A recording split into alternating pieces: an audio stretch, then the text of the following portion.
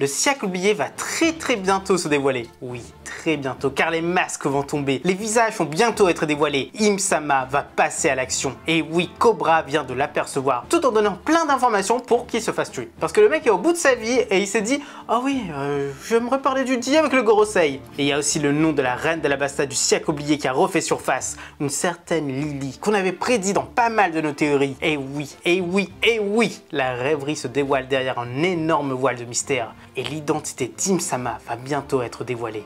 Et bienvenue sur Rêve Télé Nakama. Pour ce chapitre, on vous avoue qu'on avait un peu peur au début, on avait un peu peur que ce soit un peu lent, surtout vis-à-vis du chapitre précédent qui du coup était un chapitre de transition. C'était vachement lent. Oui, Sabo il répétait les choses encore et encore et encore. On a vraiment eu peur que ça commence comme ça. Mais là, heureusement, c'est pas le cas, on a quand même beaucoup plus d'informations et surtout la fin du chapitre qui est quand même incroyable. Énorme. Là vraiment, il y a des théories qui vont fuser partout. Et d'ailleurs, on va faire une grosse vidéo théorie sur Im-sama, sur le Gorosei, lundi. Donc notez-le, ça va sortir lundi. Là, vous voyez, le calendrier, il est prêt. On sort les vidéos à peu près comme il faut, mais la vidéo de 24 minutes d'hier, en vrai... C'était chaud. C'était chaud. C'était super chaud. On voulait la sortir mercredi. Et là, on était à la 17e minute de montage. Il était 18h30. On s'est dit, c'est chaud quand même. Et du coup, on a prévu pour le lendemain. D'ailleurs, c'est un what if si Luffy était dans la marine. Mais bref, le chapitre, l'analyse, tout va être dit ici. Et complément, c'est théorie la semaine prochaine. Et place à la vidéo. Allez, c'est parti.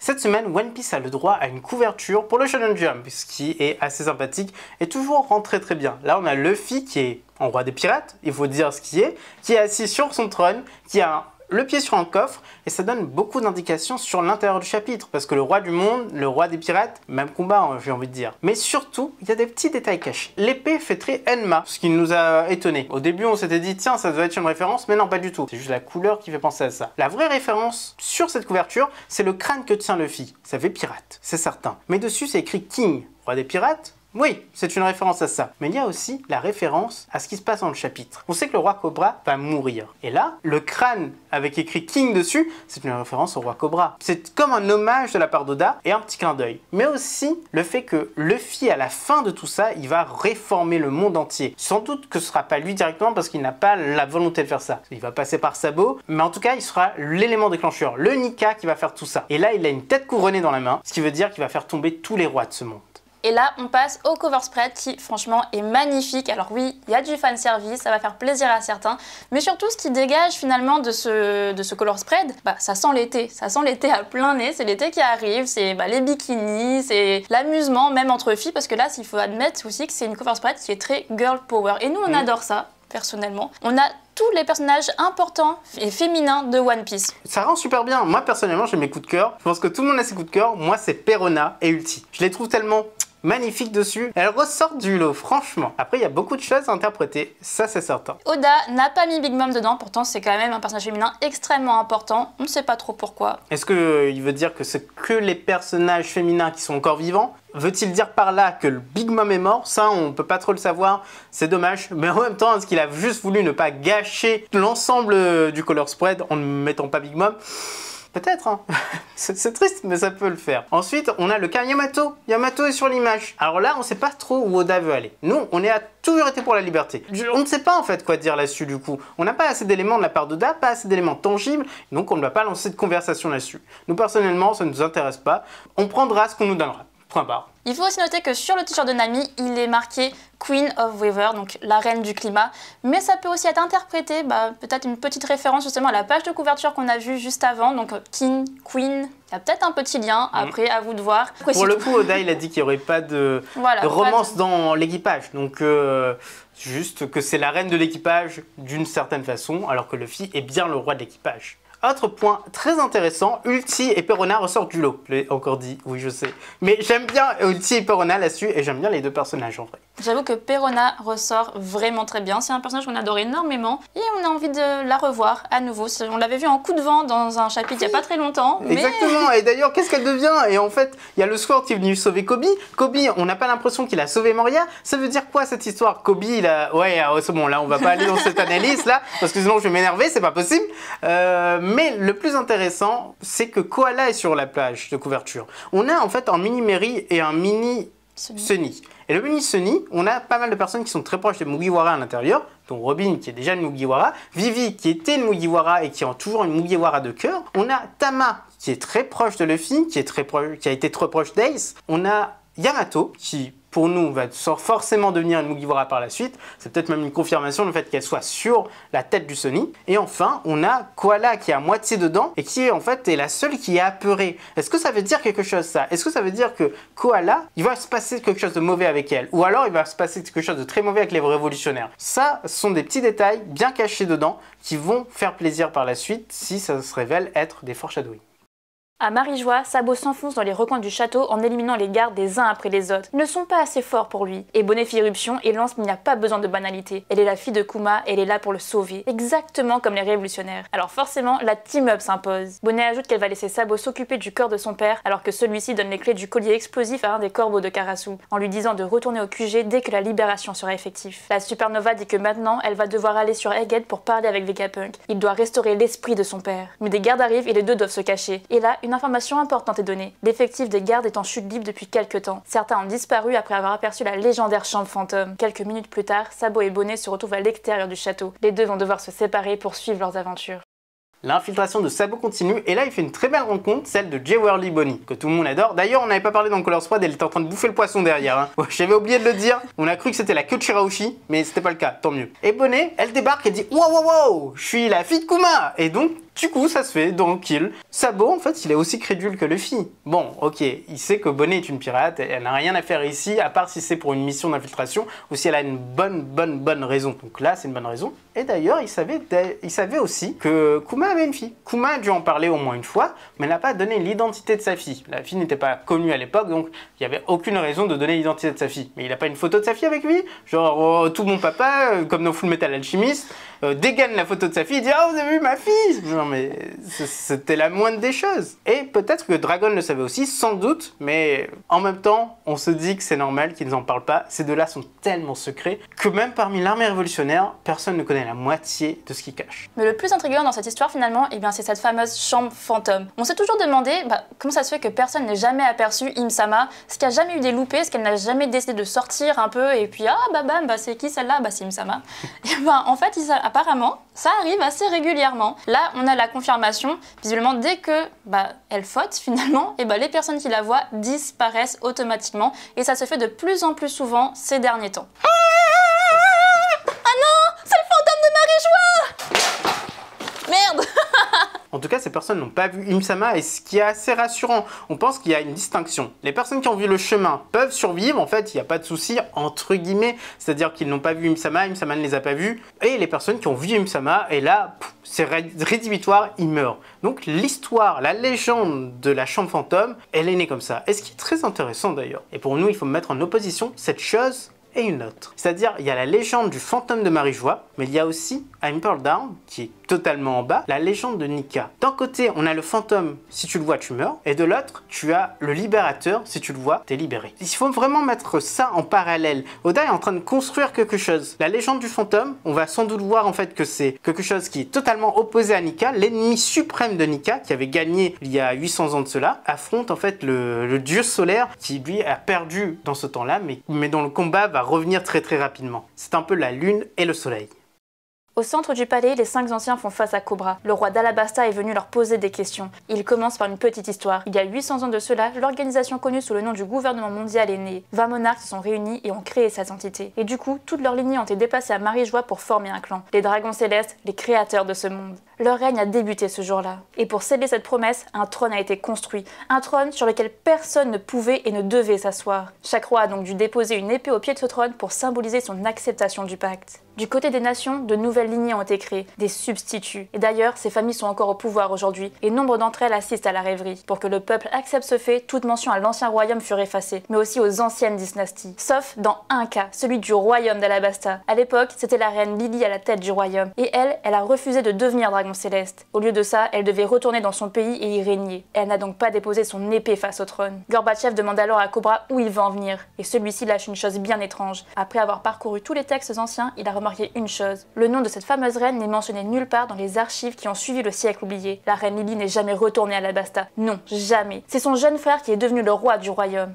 Cobra finit alors son discours et pose enfin sa question. Il demande aux Gorosei s'ils savent ce qui s'est passé avec cette reine. Garibaldi répond que ça s'est passé il y a 800 ans de cela. C'est bien trop loin et selon leurs informations, elle est retournée dans son pays. Mais les informations sur ses motivations et son voyage sont perdues et sans doute à jamais. Mais dans les tréfonds de Marie-Joie, l'ombre écoute. Et enfin, Cobra pose la vraie question. Il demande quelle est la signification de ce fameux dit. Et Gandhi lui demande pourquoi est-ce qu'il pose cette question. Cobra lance une courte lettre rédigée par cette fameuse Lily a été transmise de génération en génération. L'histoire avance enfin et on a des informations vraiment très intéressantes. Cobra, il n'a pas froid aux yeux, il est même fou, il sait qu'il est à la fin de sa vie et il débarque devant le Gorosei et il ose raconter des histoires et poser des questions qui dérangent. Cet homme n'a plus rien à perdre. Mais il est suicidaire, genre qui va devant le Gorosei en disant « Hé mec, tu connais le dit? Hé mec, tu connais la reine Lily qui a disparu ?» Non, ça fait un petit peu trop. Le mec, il a vraiment beaucoup plus d'informations que ce qu'on croit. Je pense que pour le moment, on va pas avoir toutes ces informations. Oda ne veut pas donner toutes ces informations. Il va les dévoiler petit à petit par la suite. Cobra savait qu'il allait mourir. D'une façon ou d'une autre, il savait qu'il allait mourir en disant ces mots devant, le Gorosei. On l'a vu dans le précédent scan où il a dit à Pell et à Shaka de prendre soin de Vivi d'une certaine façon, mais sans éveiller les soupçons. Et puis, pour le départ vers la rêverie, quand ils étaient escortés par Ina, Cobra a clairement dit à Vivi qu'elle devait en fait se marier avant que lui ne rende l'âme, qu'il faut trouver un successeur. Ça veut dire ce que ça veut dire. Cobra avait déjà planifié tout ça depuis très longtemps. Il avait soit prévu de faire 2 wins pendant cette rêverie, c'est-à-dire le premier win c'était destitution des Shichibukai, et le deuxième win c'était parler au Gorosei sans aller plus loin en fait, sans mourir, mais on pense que non, il savait qu'il allait faire un win et l'autre il allait vraiment perdre en fait. Et là, il nous raconte l'histoire qui a suivi du coup le siècle oublié. Il nous raconte l'histoire de ces 20 rois. Et finalement, on a une information importante, c'est que là où ont régné ces 20 rois, eh bien toutes leurs dynasties ont été complètement effacées. Ça, c'est vraiment intéressant. Il n'y a qu'une seule personne qui a échappé à tout ça, et bien c'est forcément le souverain d'Alabasta. C'est la fameuse reine Lily qui devait, elle, retourner dans son pays. Mais plus de traces d'elle. C'est vraiment bizarre. Cobra a raison d'insister parce que pourquoi elle a disparu? Comment elle a pu disparaître? Et c'est la seule qui n'a pas déposé son épée devant le trône vacant. C'est la seule qui n'a pas fait un pacte. Alors là, forcément, il y a beaucoup de théories qui viennent en tête. La première, la plus simple, entre guillemets, mais en même temps très complexe, qui est sortie directement, ça venait de toi, pendant le live et qui a été dit simultanément par beaucoup de personnes du chat, ce qui était vraiment flamboyant, c'est Lily serait Im-sama. Et ça serait intéressant. Là, clairement, ce serait vraiment pas mal. Lily, qui n'a pas fait de pacte pour ne pas devenir dictateur, pour ne pas contrôler ce monde, qui vraiment contrôle ce monde, qui prend le contrôle, l'ascendant sur l'ensemble des dragons célestes et qui reste là et devient immortel d'une façon ou d'une autre, nous on pense au P.O.P. Nomi, pour rester là jusqu'à la fin, pour contrôler le monde et donner en fait ses ordres à tout le monde. C'est très intéressant et d'ailleurs ça expliquerait pourquoi est-ce que cette personne, Im-sama, n'a pas détruit la photo de Vivi. Ça voudrait dire en fait qu'elle a encore un attachement à son passé, elle se rappelle des choses, ça la rappelle peut-être elle-même, ou sa fille, ou sa sœur, mais elle n'avait pas de fille, non, elle n'avait pas de descendant, ou sa sœur en fait, ou une nièce, ou je ne sais quoi. Et donc, la photo de Vivi l'intéressait énormément. Et à la fin, même si là on spoil un petit peu, le fait de dire Lily, énorme, ça annonce quelque chose. Mais on n'y croit pas. On n'y croit absolument pas pour le coup et on dit pourquoi. Tout simplement parce que Lily avait laissé une lettre. Et là, Im-sama va remonter des tréfonds plus tard, mais parce que la lettre l'a intrigué. Mais en tout cas, si c'était Im-sama, la lettre, tout le monde s'en foutrait. Le Gorosei serait au courant, mais là, il semblerait que non, ils sont pas au courant. D'ailleurs, Im-sama veut tellement d'anonymat qu'il n'hésite pas à tuer toutes les personnes qui la voient ou qui connaissent son existence. Donc pourquoi ne pas avoir éradiqué totalement Alabasta ou alors tous les vestiges qu'il y avait sur elle à l'époque? Non, non, non, ça ne tient absolument pas. Pour nous, ce n'est pas Im-sama. Lily n'est pas Im-sama. Petite parenthèse assez importante, c'est que Lily a laissé un message à ses descendants directement sur Alabasta. Pour nous, il y a peut-être un petit parallèle à faire entre le message que Joy Boy a laissé à la princesse Shireen. Shira aussi, Sirène, oui, ça passe quoi, ça passe. À la princesse Sirène. Et finalement, pour nous, c'est peut-être la même chose. Ce message a peut-être été laissé sur un poneglyphe exactement comme celui qui a été laissé sur l'île des hommes poissons. N'oubliez pas que Robin, elle a lu ce poneglyphe sur Alabasta et elle n'a donné des informations que très tardivement, que récemment à Wano. Donc peut-être qu'il y a d'autres éléments qui sont gravés sur ce poneglyphe que Robin a laissé de côté, évidemment, parce que c'est Robin, et qu'elle nous dira peut-être plus tard. Mais du coup, ce message gravé sur ce poneglyphe, c'est peut-être Lily qui l'a laissé directement. Et là, c'est la deuxième théorie. La deuxième théorie qui est peut-être absolument terrible et qui devrait être cachée par les membres du gouvernement mondial. Il y a 20 rois, 20 moins 1, donc 19 rois qui sont restés sur Marie-Joie, qui ont décidé de ramener toute leur famille toutes les personnes sur place. Ici, ils ont créé toute une dynastie, tous ont gardé leurs descendants et se sont devenus des dragons célestes. Mais la vérité, pourquoi faire ça? Dans l'histoire de l'humanité, ça s'est passé à beaucoup de moments différents. Dans l'Empire chinois, en 200 avant Jésus-Christ, on a le premier empereur en fait qui a fait quelque chose d'incroyable. Il a ramené tous les nobles dans une cour autour de lui pour les contrôler. Louis XIV a fait la même chose à Versailles. Tout ça dans le but de contrôler parce qu'ils avaient peur que ces personnes prennent les armes contre lui. Ben, c'est la même chose.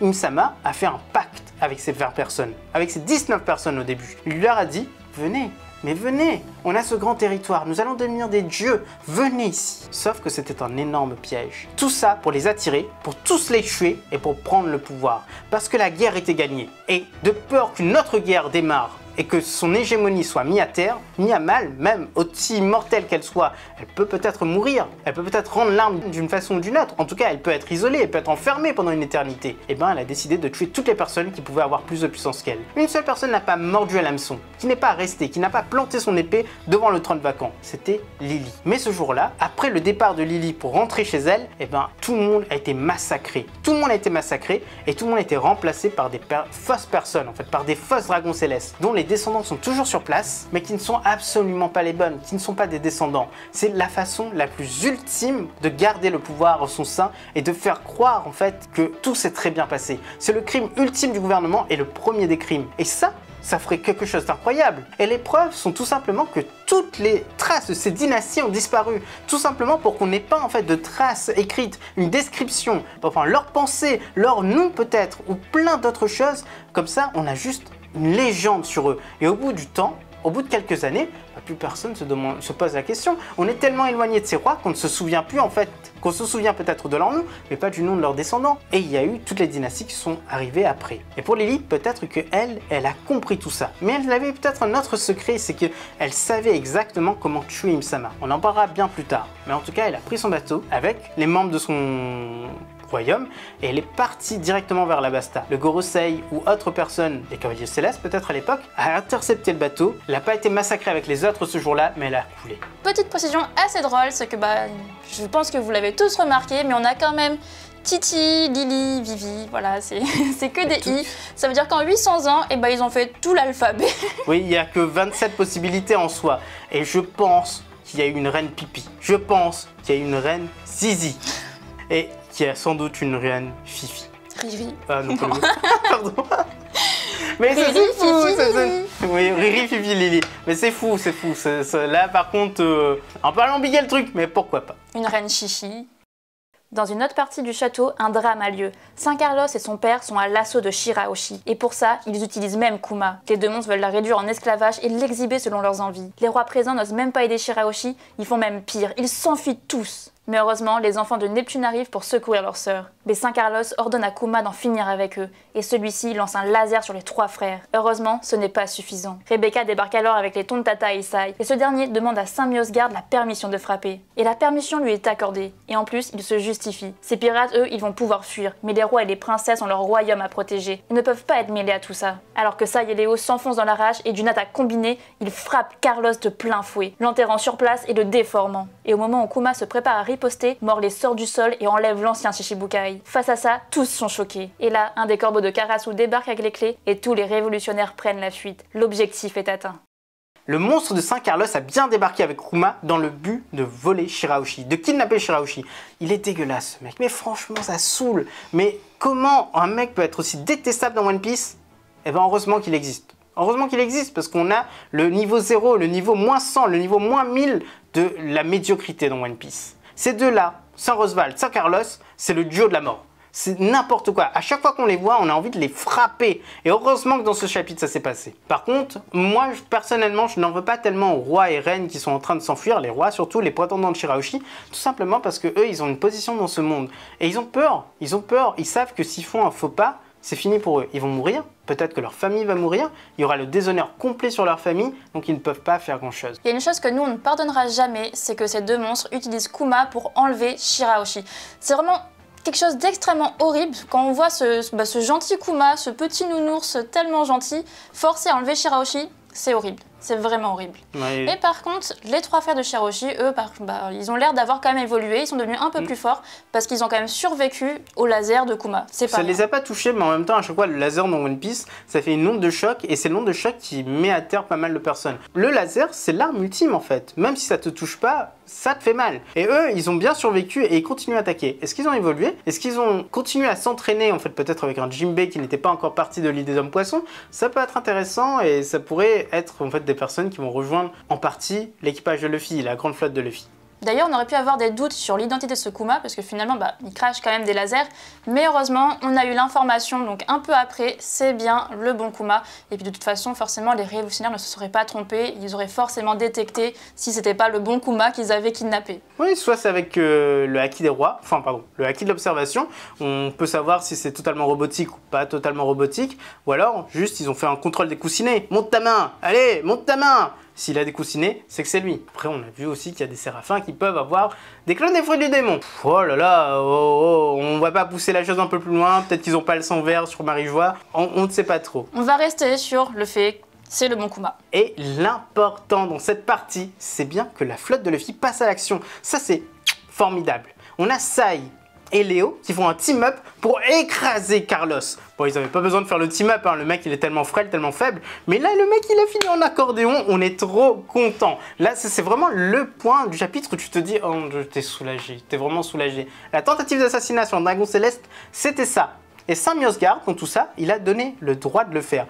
C'est comme si qu'en fait, il y a une nouvelle règle qui arrive. Si un dragon céleste te dit de faire un truc, bah tu peux le faire même si c'est un autre dragon céleste. C'est fou cette histoire. D'ailleurs, beaucoup de personnes nous ont dit que c'est ça l'incident majeur en fait qui va se passer avec la flotte de Luffy. Personnellement, on n'y croit pas. Tout simplement parce que l'incident doit impliquer toute la flotte de Luffy. Sinon, ce n'est pas très intéressant pour nous. Et d'ailleurs, Akainu le dit lui-même, cet incident est clos. Sam Yozgard est intervenu, il y avait Saint Carlos, il y avait pas mal de personnes, les cavaliers divins ont débarqué, peut-être pas là, mais ailleurs, mais l'incident avec Saint Carlos est clos.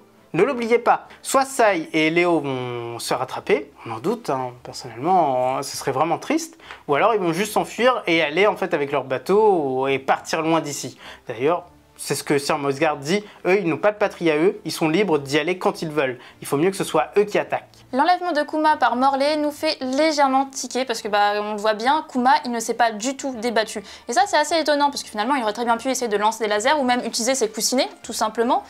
Mais non, rien du tout. Alors du coup on se pose des questions, peut-être que Morley aurait tout simplement soit désactivé un bouton pour que Kuma soit plus docile en quelque sorte, ou alors il reste peut-être encore un peu d'humanité en Kuma, ce qui fait que il a compris que c'était Morley et il n'a pas du tout bougé. Retour dans la salle du trône vacant. L'ombre est remontée des tréfonds de Marie-Joie, et elle monte les marches les unes après les autres. Elle se dirige vers le trône sous le regard médusé de Cobra. Les 5 anciens ne comprennent pas sa présence à ce moment. La grande île ne doit pas se montrer face au roi Cobra, mais elle finit par s'asseoir sur son trône en répétant le nom donné par Cobra, Lily. Et là, c'est la fin du chapitre. Ceci est une fin magistrale. Im-sama, qui sort des tréfonds de Marie-Joie, alors que Cobra continue à parler, que la conversation est toujours en cours, et qui se dirige vers son trône. Majestueusement, tout ça. On a l'impression que le Gorosei allait lui dire « Mais t'as pas pris des cachets, on t'a dit de pas sortir de ta chambre !» Et c'est vraiment étonnant, parce que Im-sama, qui doit toujours être caché, a été attiré à l'extérieur. Cobra a dit des choses qui poussent Im-sama à bouger. Et c'est sans doute le nom de Lily. La seule personne qui ne lui a pas fait allégeance ce jour-là. Lily devait forcément détenir un secret sur Im-sama. Peut-être un secret sur son immortalité ou sur ce qu'elle est réellement. En tout cas, on ne sait pas. Donc il est possible qu'elle ait voulu se faire une armée, mais en chemin, son bateau a coulé. Oui, elle a dû aller chercher des alliés. Donc en se disant qu'en arrivant à Alabasta, c'est une place peut-être fortifiée. Là-bas, elle aurait peut-être une arme antique ou pas. Mais en tout cas, elle y arriverait. Mais elle n'était pas dupe. Cette reine n'était pas dupe. Elle savait très bien qu'elle risquait gros en repartant. On pouvait la couler, ce qui s'est sans doute passé. Alors elle a laissé un autre message, une lettre. Et cette lettre a atteint les souverains d'Alabasta. Mais comment ? On l'a dit. C'est sans doute en fait sur le poneglyphe que Robin a lu. Il y avait des informations sur Pluton. Ça on le sait parce qu'on l'a vu. À Wano, Robin le dit. Mais il n'y a pas que ça sur ce immense tel. Il doit y avoir en fait la lettre entière de la princesse. La lettre entière de la reine. Et ça, ce serait fou en fait que Robin ait déjà les informations, mais elle ne les comprend pas parce qu'elle ne peut pas comprendre qui est Im-sama. Et surtout, ce n'est peut-être pas décrit. Il y a peut-être un message qui est sous-jacent dans ce qui est écrit. Une façon de tuer Im-sama, une façon d'arrêter Im-sama. Ou alors juste des informations sur ce qui s'est passé. Et la reine Lily, elle a donné ça à un autre messager, et on voit directement qui ça peut être, en fait 2 autres messagers, qui a emmené ça jusqu'à Alabasta d'une façon ou d'une autre, mais en donnant l'ordre aux frères de Lily de cacher cette information. Ces 2 personnes, c'était les précédents détenteurs du fruit du faucon et du fruit du chacal. On le sait très bien, sur place, on le dit, que ces 2 fruits ont accompagné la dynastie Alabasta dans toute l'histoire de celle-ci, la dynastie Nefertari. Pourquoi est-ce que cette reine se déplacerait sans ces 2-là? Cobra ne le fait pas. Cobra est parti à Marijois et il avait ces 2 personnes avec lui. Alors la reine Lily a dû le faire. Mais en rentrant, elle s'est dit non, je vais servir d'appât. Enfin, ma vie, elle est finie. On va me tuer, je le sais. Mais vous avez une chance en fait de donner l'information pour le siècle, pour les personnes qui arrivent après nous. Et vous allez prendre un autre chemin et vous allez y aller. Vous allez rentrer à Alabasta, vous allez cacher l'information. Pour nous, c'est ce qui s'est passé. Le fait qu'Im Sama prononce clairement le nom de Lily, et finalement, ça prouve qu'elle connaissait, qu'elle reconnaît ce prénom. En tout cas, ça lui fait vraiment peur. Peut-être que finalement, elle sait que Lily connaît son secret. Donc là, ça expliquerait qu'elle ait peur. Ou alors peut-être même qu'elle sait que qu'est-ce qu'il faut faire pour la tuer? Est-ce que c'est une arme antique ou autre? Il doit y avoir vraiment un secret partagé entre les deux. Et le fait que Cobra ait parlé de Lily, forcément ça titille sa curiosité. Elle a commencé à avoir vraiment très peur parce que ça fait ressurgir de vieux souvenirs, de très sombres souvenirs. Donc là, forcément, elle est très inquiète. La semaine prochaine, on va faire une énorme théorie, des énormes théories en fait sur le sujet. Soyez à l'affût lundi, mais on va rajouter ça pour la théorie de la prochaine fois. C'est qu'on pense qu'Im Sama ou quelqu'un de son entourage a un fruit similaire à celui de Sugar, c'est-à-dire un fruit capable de faire effacer de la surface de la Terre toute chose qui est relative à une personne. Peut-être pas son nom, et peut-être son nom quand même. Et pour ça, il faut que cette personne soit en contact direct avec Im Sama ou la personne qui a ce pouvoir. Pourquoi on dit ça? Eh bien tout simplement parce que tous ces rois ont été oubliés. Toute leur dynastie a été soufflée. Alors que pour Lily, qui était déjà partie sans doute, ce n'est pas le cas. Et on développera bien tout ça la semaine prochaine. Et voici les petites prédictions pour le chapitre suivant. Numéro 1, le plus gros des Face Reveal de One Piece se passe. Et oui, c'est celui d'Im Sama. Numéro 2, on n'apprend rien de plus et des personnages entrent dans la salle. On voit les ombres des cavaliers divins et la fin de Cobra est proche. Numéro 3, on retourne à Egghead. Les Mugiwara vous manquent très certainement, mais pour nous, étonnamment, pas tellement. Numéro 4, dans le Nouveau Monde, le combat Garp Akainu continue. Et un autre membre du Sword arrive, X-Drake, qui a entendu l'état de Kobe et qui va venir le sauver. Numéro 5, le plus probable, le flashback de Sabo continue. Il va tomber sur le roi Cobra mourant. Et le roi va voir en lui son successeur, celui qui sera le mari de Vivi dans le futur. Et enfin, numéro 6, Sabo entrevoit le visage d'Im Sama. Et voilà les Nakamas, c'est déjà la fin de cette vidéo, donc si ça vous a plu, n'hésitez pas à laisser le petit like, à commenter pour nous dire ce que vous en avez pensé, et à vous abonner si ce n'est pas déjà fait. A bientôt les accros de One Piece!